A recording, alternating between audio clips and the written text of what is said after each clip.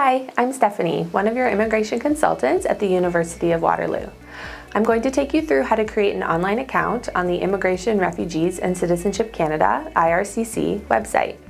You will use this account to apply for Canadian immigration documents from within Canada, such as a study permit extension or changing study permit conditions, a temporary resident visa, initial co-op work permit and extension, transferring designated learning institutions, or a post-graduation work permit.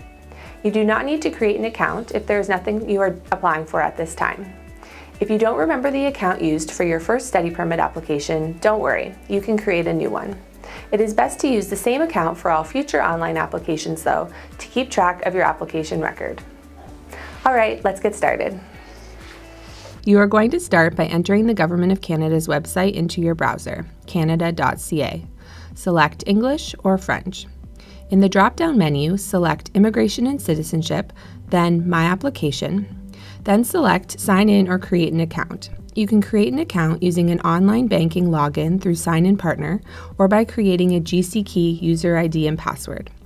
If you choose Sign In Partner, select the financial institution you use in Canada and sign in with your online banking login. If you do not see your bank listed, then you will have no choice but to create the GCKey. If you choose GCKey, select Sign Up.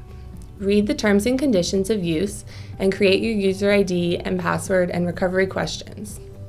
It is important that you remember your login information, so keep it in a secure place. Once you have created your login through the Sign In Partner or GCKey, you are ready to create your online account.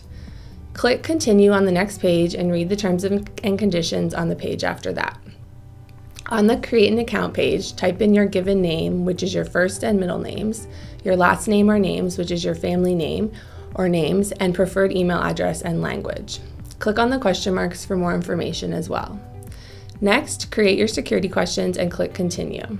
It is important to remember the answers to your security questions because you will need to answer one every time you sign into this account. Ensure this information is kept in a secure place.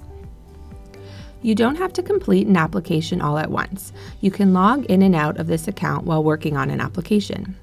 Under Start an Application, selecting Apply to Come to Canada is where you will start any online temporary residence application, even if you are already in Canada.